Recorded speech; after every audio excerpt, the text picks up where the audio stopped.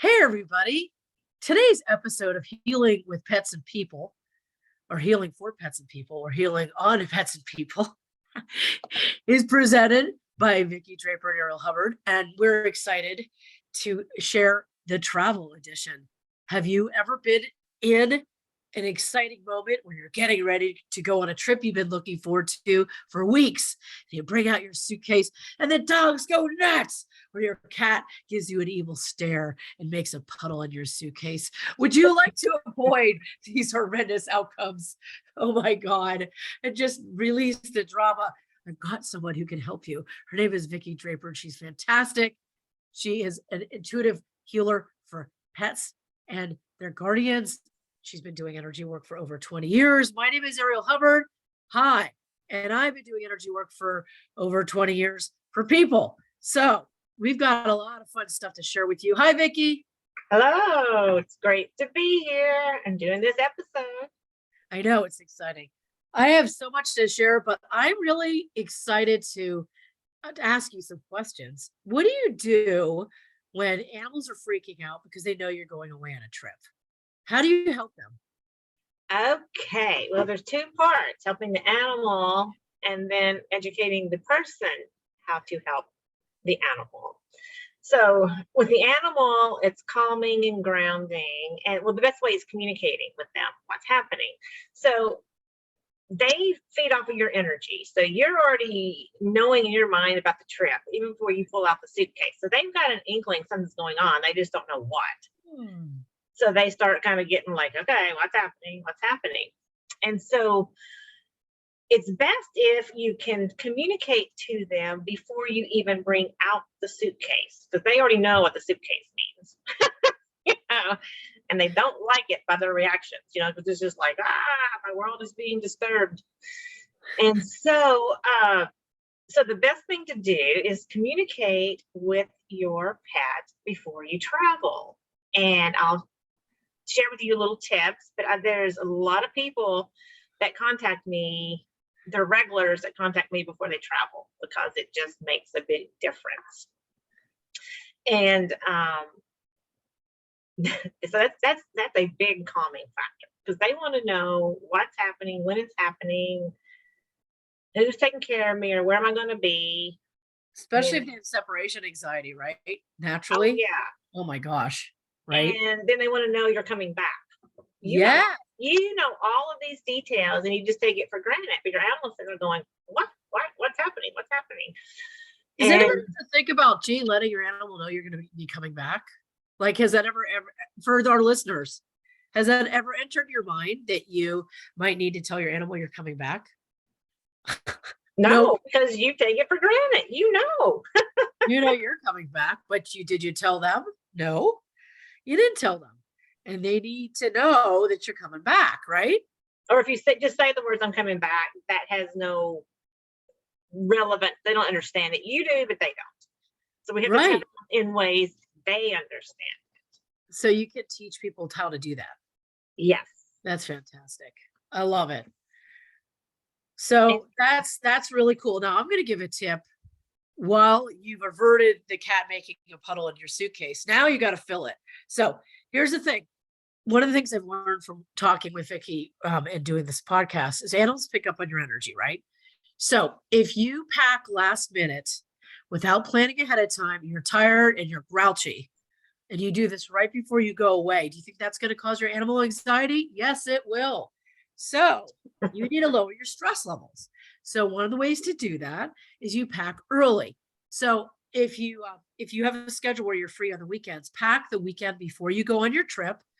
And what happens is, because the stress causes us to forget stuff. Okay. What you do is you pack everything you can think of in your suitcase. And then there are a few days in between that and your trip.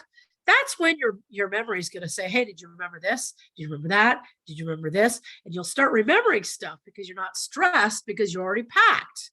You want to look at going to the airport like it's a fun, easy experience. The way you do that is you pack ahead. You get a few days in between to remember stuff you forgot, but you're not stressed about it. And then you go to the airport early, just because of a lot of security issues. they're actually telling people to show up 3 hours early for domestic flights. 3 hours, not 2. And there are people who showed up recently at a local airport for 2.5 hours early. They missed a flight. So you want to do things to minimize, like plan your parking situation ahead, show up early, relax, look at the art at the airport, enjoy yourself, have a good time. In a little bit, I'm going to talk about what happens when you change time zones. But Vicki, I had a question for you. Yeah. If people are actually bringing their animals with them when they're traveling, what can they do to keep the animal safe or calm or happy, whatever, in a good state? What can they do for that animal? Well, one is again communicating what's happening so they know what's happening. And then the key, like you just said, is the guardian, the pet parent, to be as calm as possible.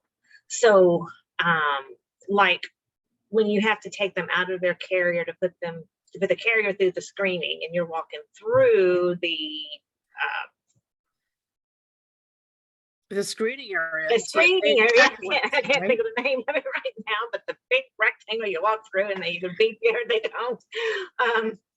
And the animal's going to get freaked. So the best thing there is to take a deep, calming breath before you get your pet, because then they're going to resonate with you. You're their safety, so you want to be calm for them. I was traveling recently, and there was a woman who pulled out her cat behind me, and I ended up beeping 3 times because I'd worn something I hadn't worn before. I think it was my bra or something. I don't know.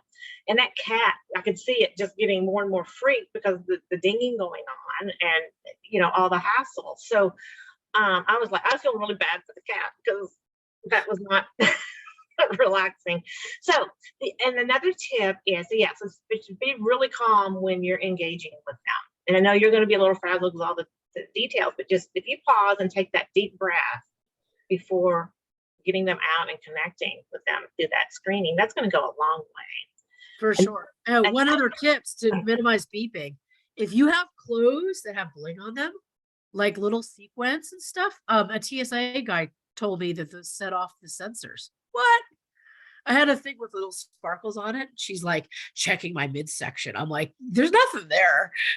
stuff that should be there, but I mean, not that the airplane worthy stuff. But anyway, she's checking my belly. I'm like, there's a sparkles there. There's nothing going on there that's interesting. She's like, yeah, I know. So anyway. Well, yeah, there's even hair clips. Oh, wow. Really? Yeah, I've had a hair tie that I had to pull out because it was like, oh, didn't think about that. And Wow. Yeah, but if you have an animal and you want to avoid the setting off the beeps, try to take those things off before you go through.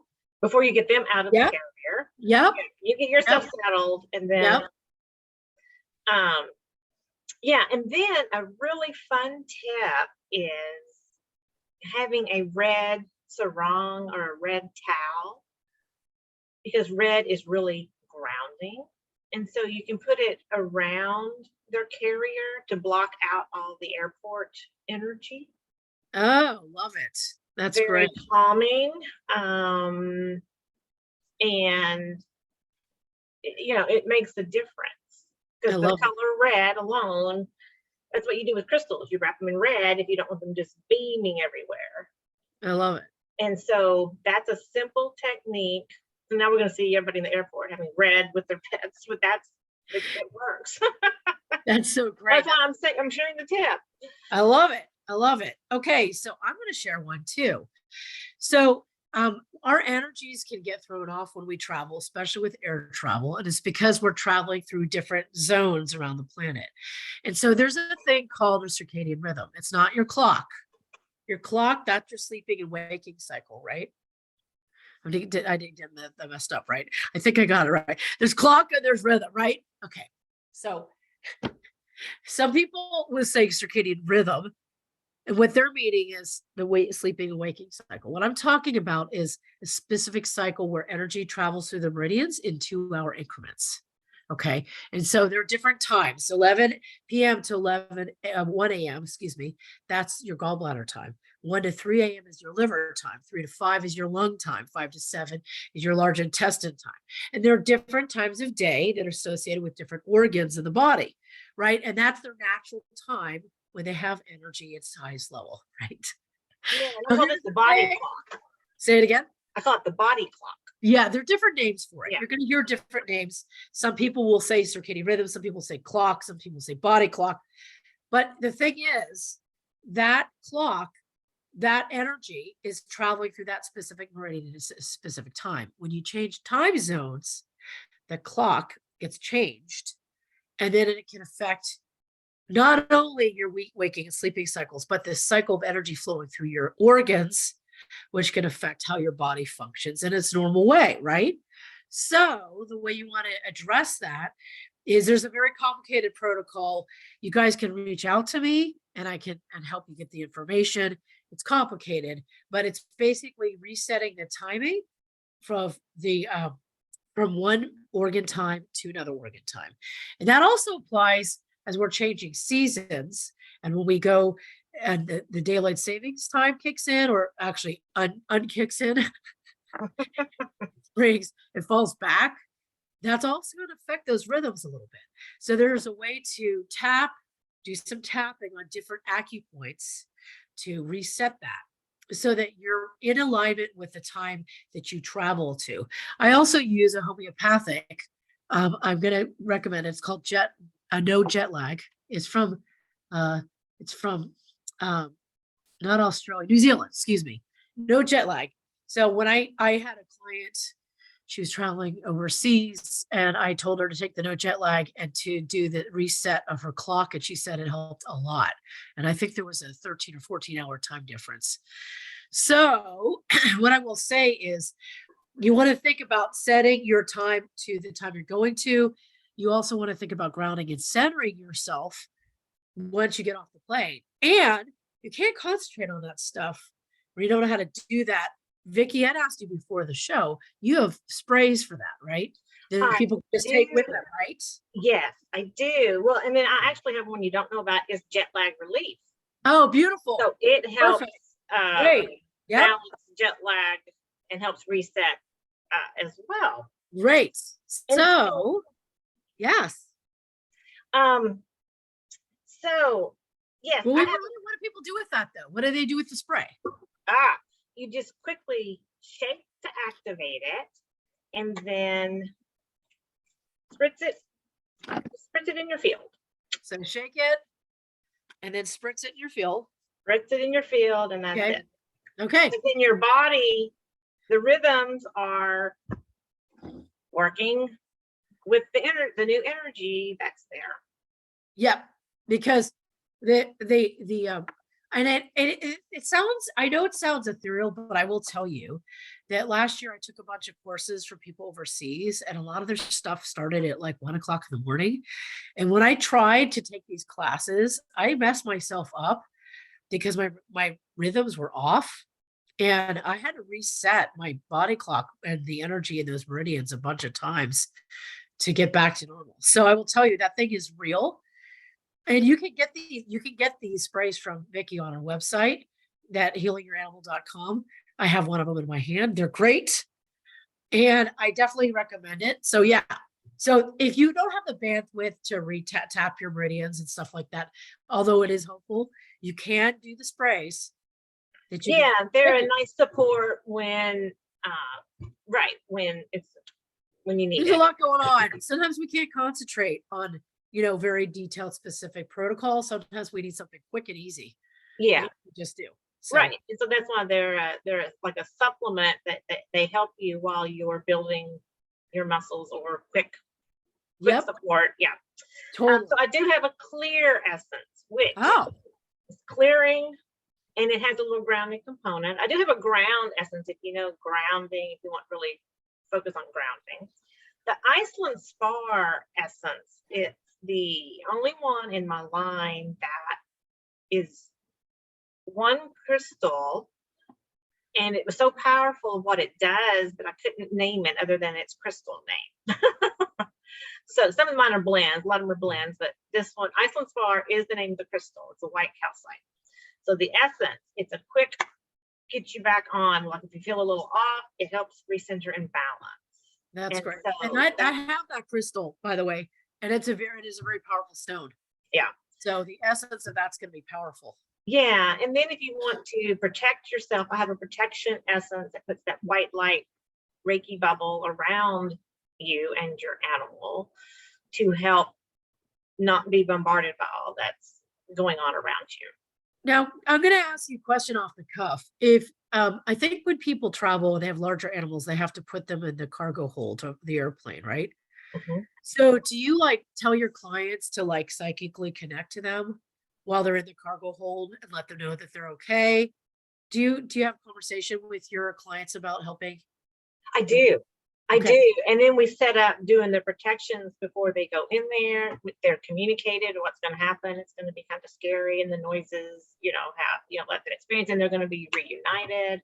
But then, and that, yes, the person, they can stay connected to their pet parent or their guardian through the journey. Oh, that's important. Yeah.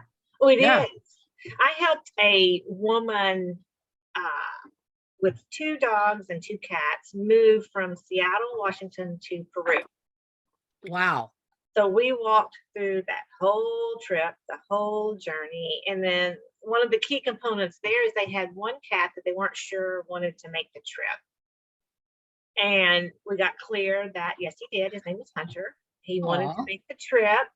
And so, because he's the most skittish of them. And so we helped every step of the way, and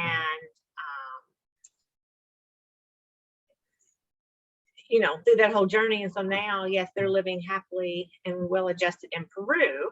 And what we did is we did a follow-up after they got there to help adjust them to the new settings, Because that needs to happen too, because right. it's in place. Well, right. And then, like you said, they were moving below the equator, so their chakras were even going to spin in the opposite direction. Right. Because it's right, different. the It's even chakras do that. different. Right. It's even different just traveling in a time zone. We're still in the same hemisphere, but when Yes. we go below or above the equator, if you're below it and up, we change it. That's a whole different dynamic with the bodies too. It's true. Right. So you did a follow-up appointment for that. And then also, like, if people have animals that have to sit in quarantine for a while, you probably need to help them get through that as well, because some of those Yes. quarantines are long. Yeah. When I mean long, I mean like 60 or 90 days, so long, some of them. Yeah. And one of my clients moved from Seattle to Hawaii. And yeah, it was during the COVID time. So she had to quarantine. Like, she couldn't go out because of the COVID regulation. So her dog was getting walked by other people. Oh, yes. She literally had to stay in her apartment. So I had to explain, her name is Roxy. So explain to Roxy that these people were coming, they're going to take you out and they're bringing you back to your mom. Oh my gosh. Yeah, it's these little things that we don't even think about, but it really makes a big difference to our animals. Oh, for sure. Absolutely. Also for travel for just people, it can be really stressful because you're changing like not only schedules, but food. Some of us are very particular about how we sleep or what we sleep on. There's a lot of things that happen that, the travel puts you out of your comfort zone. It affects you. And whenever you're outside your comfort zone, your cortisol levels go up. So whatever you can do to relax or take a moment to just rest or meditate or take a quiet walk or, use the sprays, listen to some calming music. There are meditation apps. They're free. There are lots of them. I like Insight Timer, but there are all kinds of apps out there. Listen to something like that drops you down to a calm state as well, because that's going to make you feel better. It's going to lower your stress levels, and it's going to make it easier for your body, your endocrine system, to deal with all the changes that it's experiencing. I recently traveled and I went from, 65 degrees to 100-degree weather. And then if you would walk in and out of the buildings, it'd be 100 degrees, then it'd be 65, 165. You're doing that multiple times a day, you're going to feel that. Your body has to react and keep you in homeostasis when you're experiencing that. That's a stress on the endocrine system. So it's one of those things where anything you can do to lower your stress levels is huge. Planning in advance is really important. That's a really big thing. for travel. Not only to think about how your pet's going to be affected, but how you're going to be affected, making sure you have everything planned ahead of time so that you're not stressed out. Right? Makes the travel a lot more fun. Well, yes, and then even finding the right person, the right situation for your pets while Yes. you're gone. Good point. You know, if you're leaving them, you always want to make sure like they're with you. But you know, because it matters the type of person that takes care of them. If they're coming into your home, your Yes. animals are generally more comfortable. But if they're going someplace, they need to know that, and it makes a difference. So I've had a lot of people screen their pet sitters through me, through their animals. Oh, really? You know, How does that work? How well, does that because work? well, we can connect beforehand, and you know, after they've met them, the animals can tell me like, yeah, they feel safe with them, or no, they don't. Or if afterwards, if the person had a question, you know, about, I'm not sure this is the right pet sitter, I can just check in with the animals, and animals give me their scoop. And you know, it's never anything bad, but it's like some of them, they're not getting the attention they're used to, or you know, that maybe there's a better person that can give them more energy, more loving, right. compassionate nature, more playful nature. You know, it's things like that. Oh, for sure. But it's kind of like, yeah, because one's like, they don't give me as many treats as my mom. Yeah, and then you got to think, well, but that makes you appreciate your mom more, doesn't it?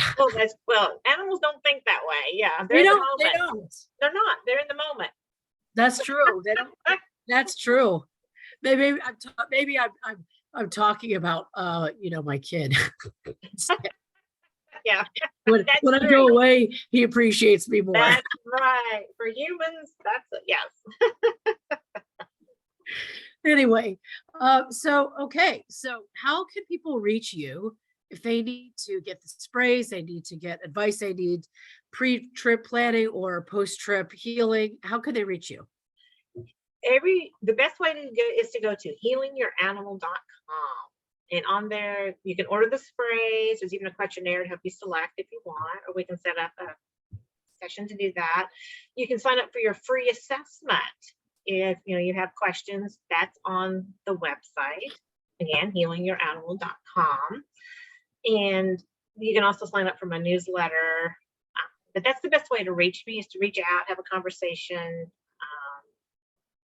And, you know, because I have my online scheduler connected with the assessment there, that you can just match yours and we will connect. Perfect. You can also listen to prior episodes of our podcast there under the media section, and you can also get Vicki's wonderful books there. For me, it's arielhubbard.com, ArielHubbard.com, arielhubbard.com, and you can read about me. You can see a live video of me doing energy work, and you can see beams of light coming out of my hands. You can see about the classes I teach, and you can reach out to me to book an appointment for a session. So what's our recap? What are the key points that we covered today for travel? Ground yourself, calm yourself, which calms your animal and calm your animal. Before you get them out of their carrier, for the carrier to go through the security check, breathe, calm yourself, and then connect with your animal, and then walk through the screening. Maybe wrap them in a red sarong. And yes, right? Have a red sarong, a red towel. That's very helpful. I love it. And have that around their carrier for in the plane. Perfect. Yeah, and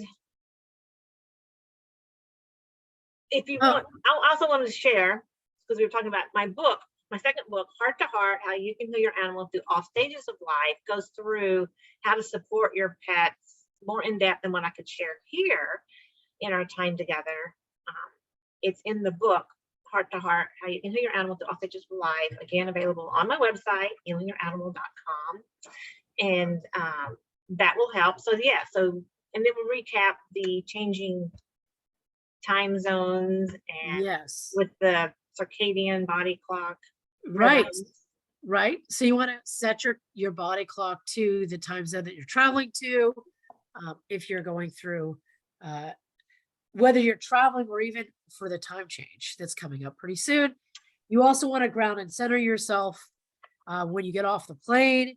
You want to pack early.